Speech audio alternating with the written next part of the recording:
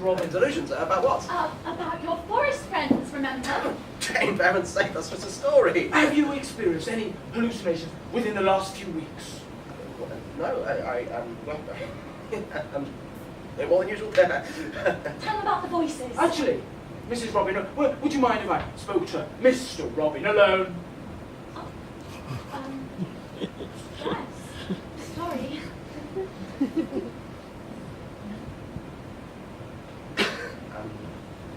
Hallucinations is the joke. Well, I have to ask, Mr. Robin. Listen, how much?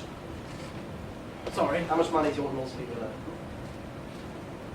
I don't need your money, Mr. Well, Robin. then why are you here? I'm perfectly fine. I don't know why Jane's getting so paranoid. Well, she must be concerned about your mental well-being, Mr. Robin. You'll go a bit loopy from time to time. Doesn't mean you need to stick a label on it.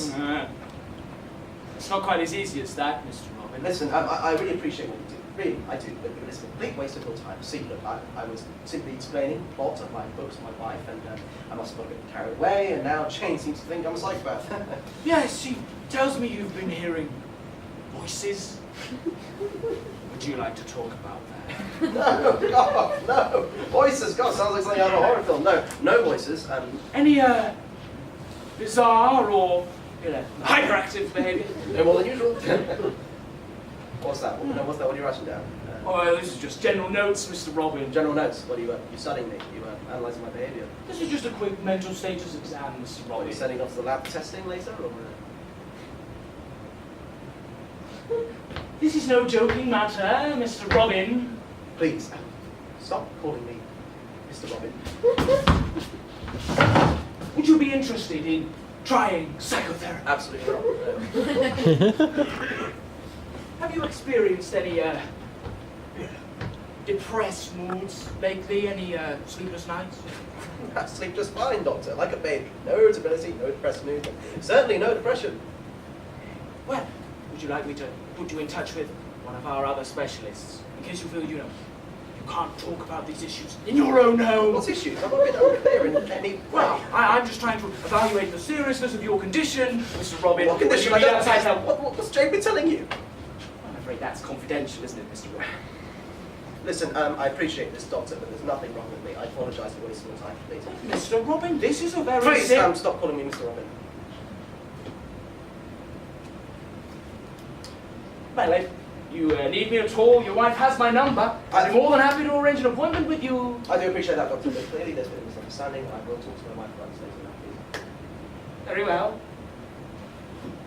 Have a good day.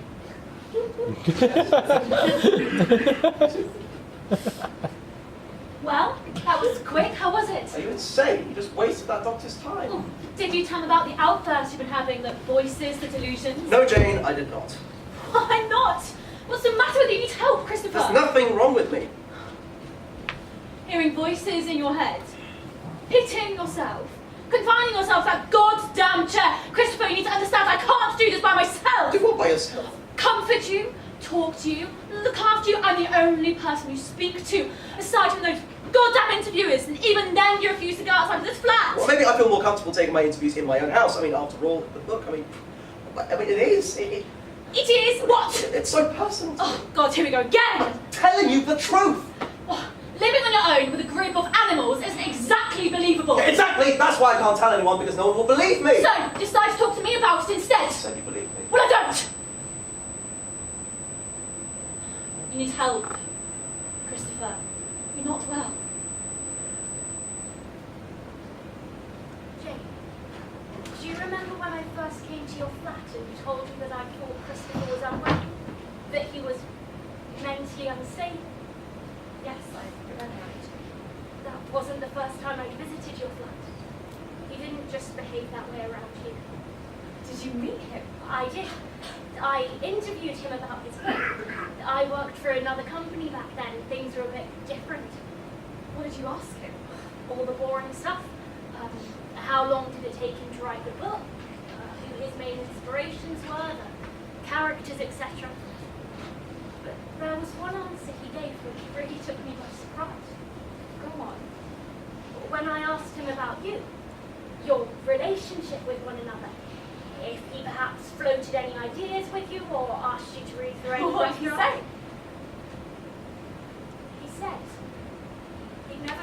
to you about.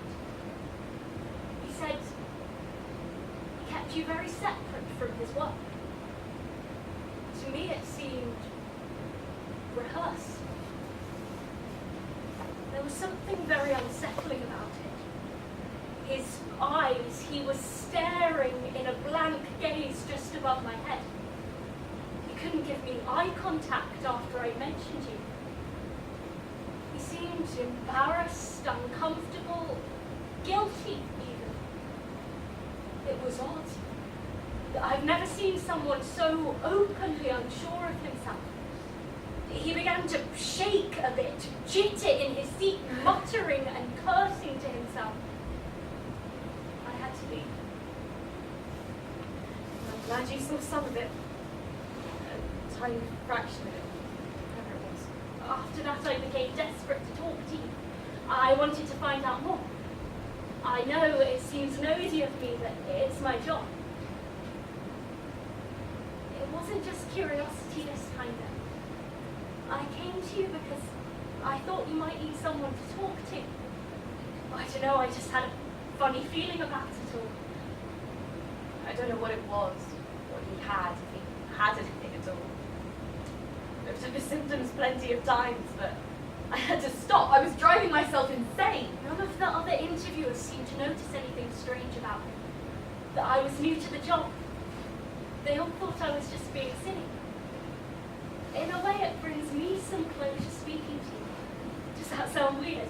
Nothing sounds weird to me anymore.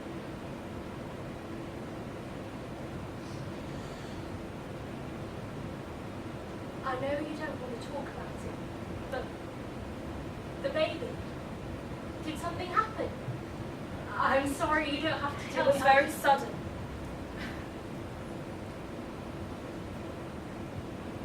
I was only 7 weeks old. I woke up one morning and there was blood everywhere. I woke up Christopher. I knew what had happened. I told him. I said, that's it. Our baby's gone.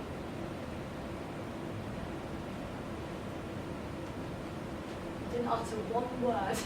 God, was so silent, the kind of silence that rings in your ears. My gums hurt from not speaking, and everything just felt cold, empty. I couldn't move. I called the doctor, but nothing they could do. I felt so numb, completely worthless. That was going to be a new beginning for us, but instead that was the turning point. That was when Christopher became totally unbearable. There was no escape. It was hell. Happy birthday! Oh, thank you. Yeah. Oh, that's sweet. Good afternoon. I know, but it is special. You are 30, after all. Oh, God, I hate being 30. Go on, have a look.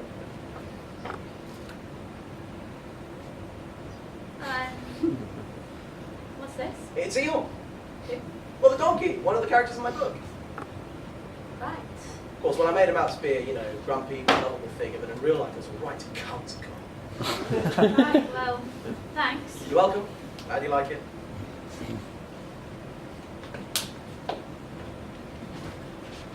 Do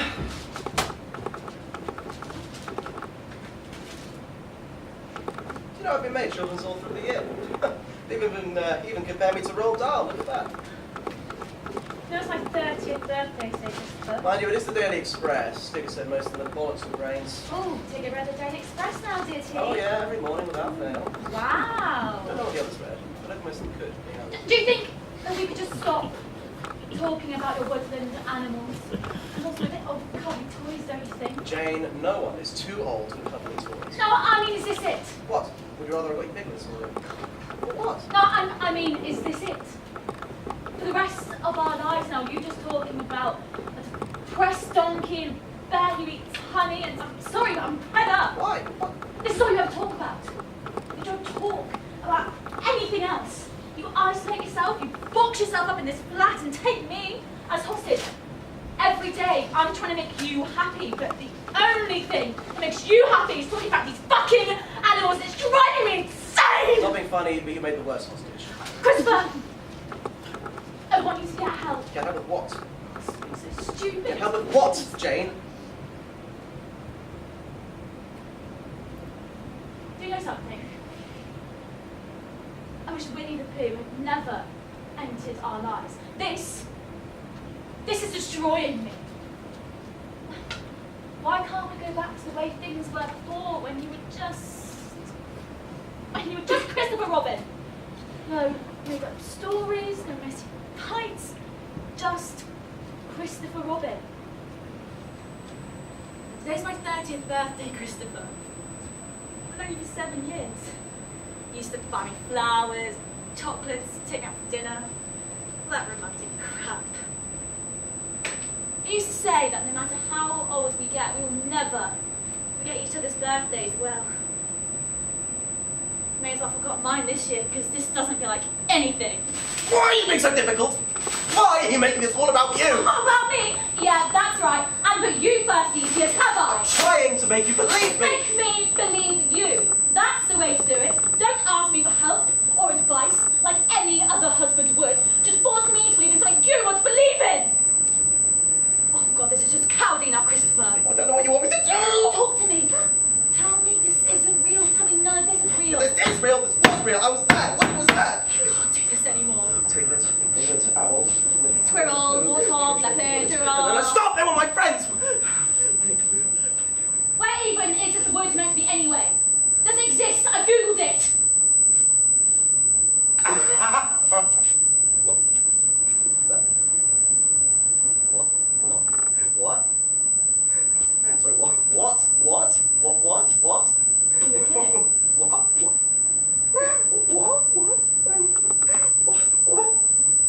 Christopher, is it What?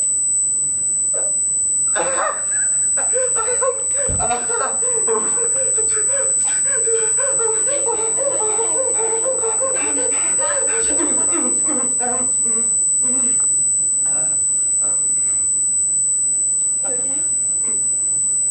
Yeah, okay. Yeah, I'm good. Sit down.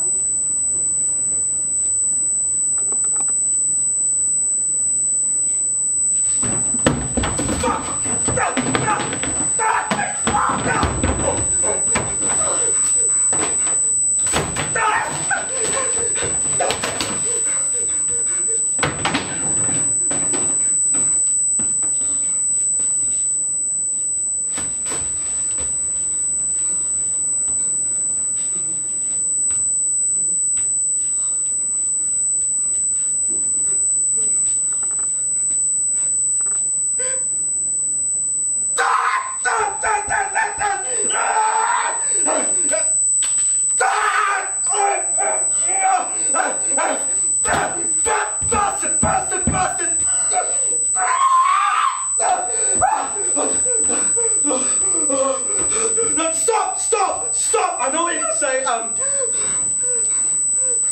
that I'm crazy, that I'm insane. Well, you see,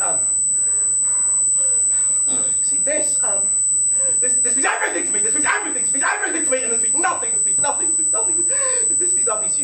to you, So, I know what I have to do now, but you can't go on living like this, that'd be stupid,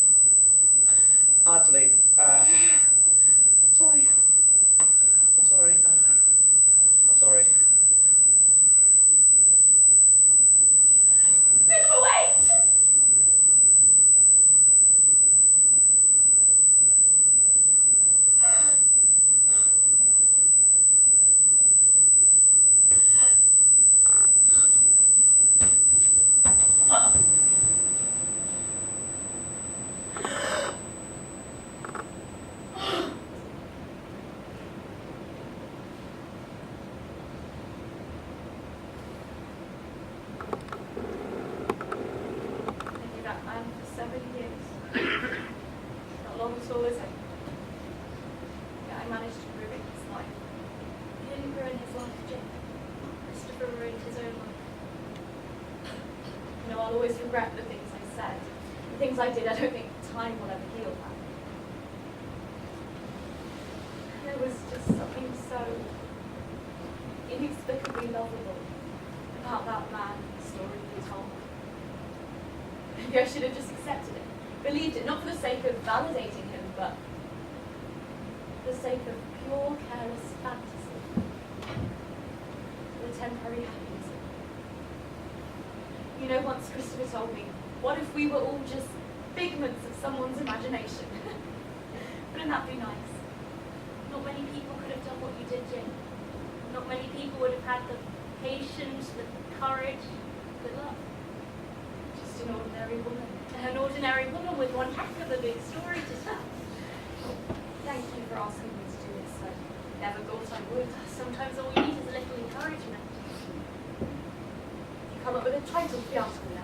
Yes, I was thinking something catchy, like Christopher Robin in Jane Robin's words. Don't think that really has a good ring to it. Right, Jane Robin, a life of devotion. Again, that just sounds almost strange. Jane Robin reveals the mystery. I don't really want my name in the title. I mean, it'll be obvious this is from my perspective, right? Yes, I'm giving you full credit. Well, how about something simple? Like, Whatever happened to Christopher Robin? yes, I like it. Whatever happened to Christopher Robin, told No, by just Jane. a simple title. It's fine. Okay. Or how about Just leave it. Yeah? well, thank you for sharing your story. I don't think people will like it. Don't worry about that. I worry too much. Exactly.